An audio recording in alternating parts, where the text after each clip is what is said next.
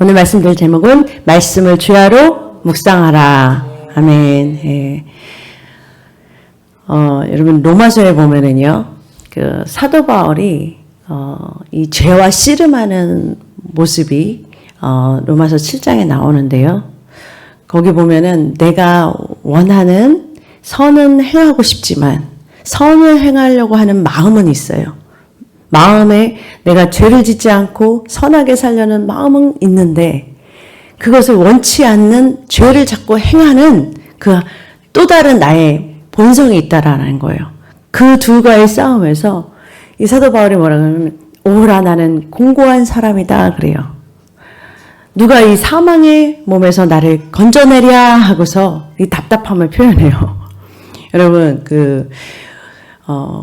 이 세상에 아담의 육신으로 태어난 사람 가운데 죄와 스스로 싸워가지고서 죄를 이길 수 있는 사람은 없어요. 그렇게 우리의 죄의 본성이 강하다라는 거예요. 여러분, 죄를 안 지으려고 우리가 막 노력하면서 죄를 안 짓고 싶어도 죄를 뭐예요? 짓게 되는 거예요. 그러니까 여러분, 죄하고 싸워서 이기려고 죄를 자꾸 짓지 않으려고 노력하는데 여러분 그 시간을 투자하거나 거기에 너무 신경 쓰지 말아야 된다라는 거예요. 거기에 여러분들이 죄에 너무 묵상하고 죄에 대해서 생각하고 죄에 대해서 막 싸워서 이기려고 하면 해도 여러분들 우리가 이길 수 있느냐? 못 이긴다고 지금 말하고 있어요. 그러면 오호라 나는 공고한 사람이다. 도대체 나는 이 상황을 보면서 어떻게 건짐을 받을 수 있을까라고 지금 탄식하고 있다라는 거예요. 그런데 로마서 7장에 이렇게 탄식했는데 그 해답을 또 로마서 8장에 답을 얻었다라고 그렇게 말을 해요. 로마서 8장에 보면은요. 그러므로 이제 그리스도 예수 안에 있는 자에게는 결코 정죄함이 없나니. 그러면서 2절이 뭐냐면 그리스도 예수 안에 있는 생명의 성령의 법이 죄와 사망의 법에서 너를 해방하였다 그래요. 죄에서 해방되었다라고 말하고 있다라는 거예요. 답을 얻었다라는 거예요. 답이 있어요. 답을 얻었는데 어떻게 하냐? 생명의 성령의 법 안에 그리스도 안에 사는 법. 여러분 그리스도 안에 산다는 것은 말씀 안에 사는 법이 나를 죄에서 사망으로 이끄는 그 죄의 법에서 탈출하게 해방하게 했다라는 거예요. 그래서 여러분 이 생명의 성령의 법 그리스도 안에 있는 그리스도 안에서 사는 법. 여러분 그리스도 안에 산다는 것은 말씀 안에 사는 법이에요. 여러분 말씀 안에 사는 법이 우리를 자유케 하는 줄로 믿습니다. 그게 바로 그리스도 안에 사는 법이에요. 여러분 그리스도 안에 산다는 것은 여러분들이 말씀 안에 산다라는 거예요. 그러면 그 법이 여러분들을 죄로부터 자유케 하고 해방시킨다 그 말이라는 거예요. 답을 얻었다라는 거예요. 여러분 이거 좀 과학적으로 좀 설명해 드리려고 그래요. 오늘은 로마서 8장에 보면은요. 로마서 8장 아까 그 생명의 성령의 법을 말한 그 로마서 8장 거기 밑에 보면은 8장 5절부터 보면은 육신을 따르는 자는 육신의 일을 영을 따르는 자는 영의 일을 생각한다 그래요.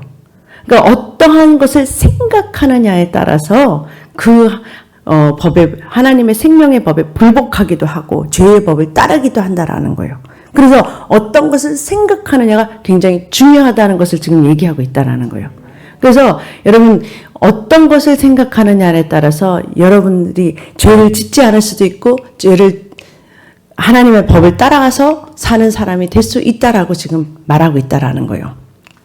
여러분 나무가 있다면요 그 뿌리 부분이 굉장히 중요하잖아요. 그렇죠? 보여지는 이 이파리 부분은 뿌리가 견고하고 튼튼하고 할 때 이렇게 싹 솟아오르잖아요. 그래서 어떤 거든지 말씀에 씨가 들어가면 뿌리를 내리고요. 그렇죠? 그 뿌리가 보이지 않는 부분이에요. 한마디로. 보이지 않는 그 부분이 튼튼하면 튼튼할수록 위에 나오는 열매들은요. 건강하고 푸른 이런 잎사귀를 내잖아요. 그런 것처럼 보이지 않는 그 뿌리 부분이 굉장히 중요하다라는 거예요. 근데 이 뿌리 부분인 여러분 보이지 않는 그 부분, 여러분의 우리 안에 있는 마음과 우리의 생각 안에 있는 이 뿌리 부분이요.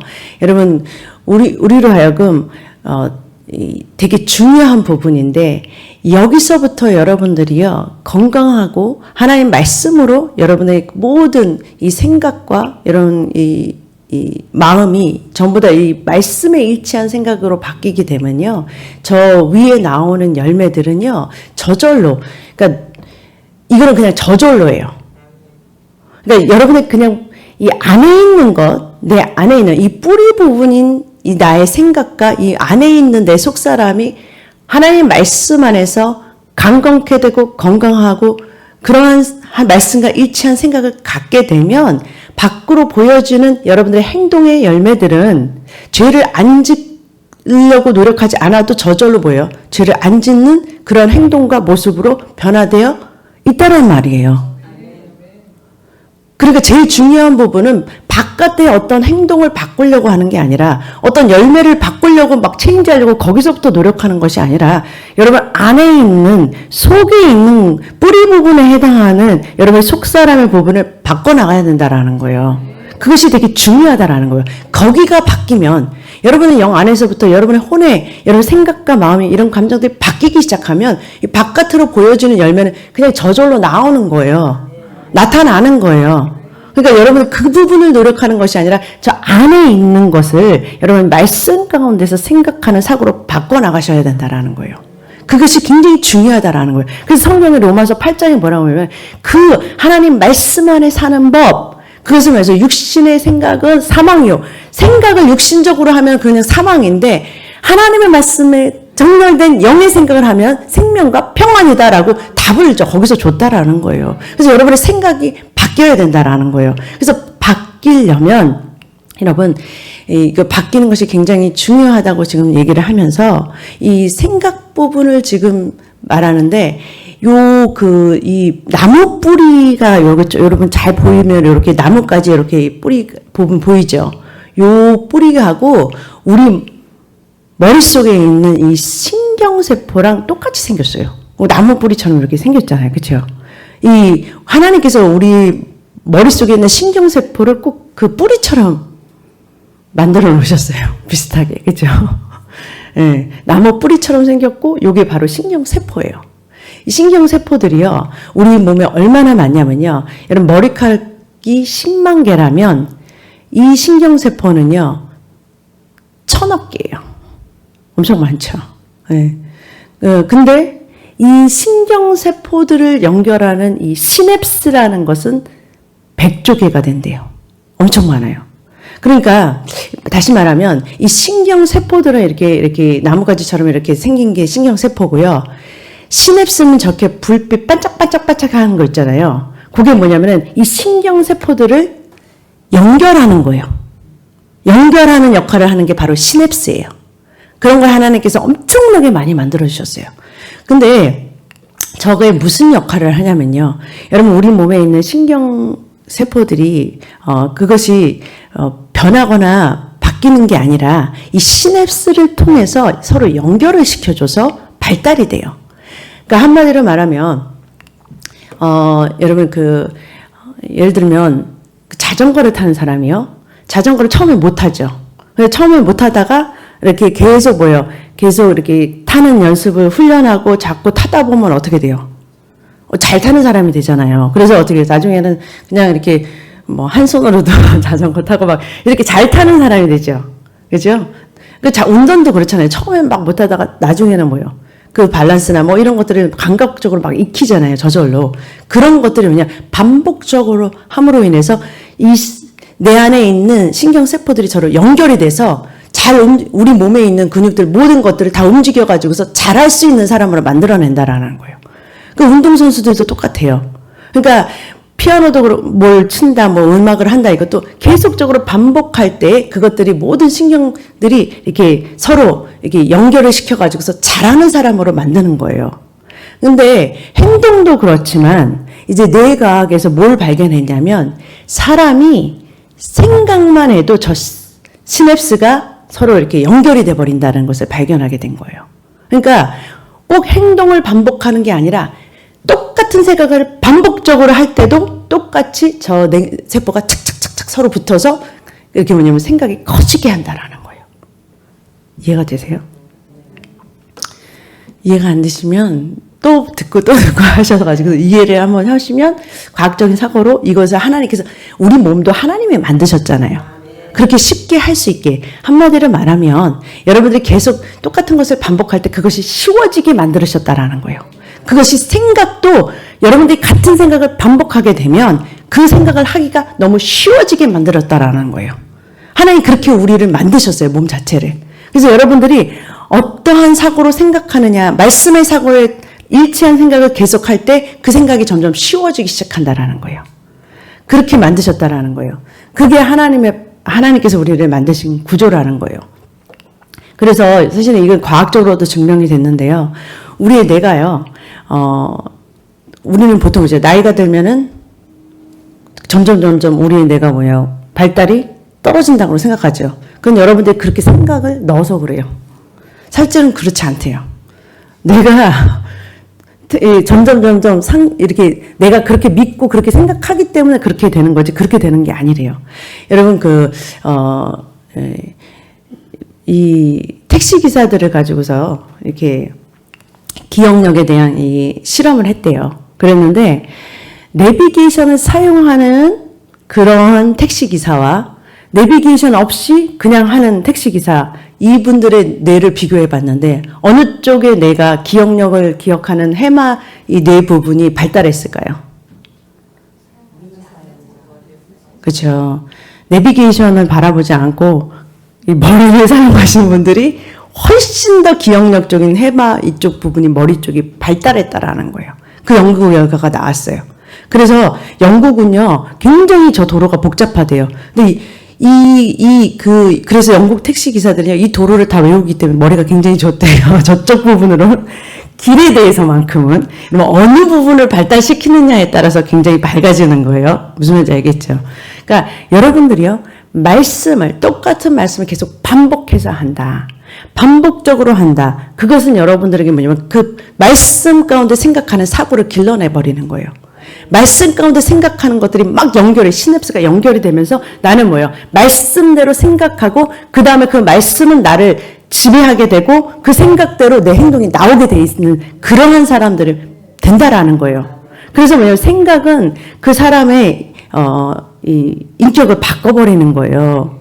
그렇기 때문에 죄를 안 지으려고 노력하는 게 아니라 내 생각 속에서 말씀과 일치한 생각이 되기 때문에 더 이상 뭐예요? 죄를 짓고 싶은 마음이 없어지는 거예요. 그것이 뭐냐면은 여러분 같은 것을 반복하면 점점 이 시냅스의 연결이 강해진다라는 거예요. 강력하게 연결이 된다라는 거예요. 그래서 부정적인 것도 긍정적인 것도 어떤 것을 계속해서 반복적으로 생각하느냐에 따라서 이 긍정의 막 그 시냅스가 확 붙어버려가지고 내 안에서 긍정적인 생각이 그냥 나와버리는 거고요. 부정적인 생각을 늘 항상 묵상하는 사람 뭐예요? 그냥 무슨 일만한 부정적인 게 그냥 확 튀어나오는 거예요. 그런 것들이 바로 시냅스의 역할이라는 거예요. 그러니까 여러분들이 어떻게 여러분들을 말씀 가운데서 생각을 바꾸느냐에 따라서 그것이 여러분의 나중에는 뭐예요? 저절로 나오는. 그러니까 그게 반복이라는 게 그렇게 된다라는 거예요. 그래서 성경은 뭐냐면 그리고 또 참 희한한 건 뭐냐면 필요 없는 예를 들어서 죄성이 있었던 가지들이 있었다.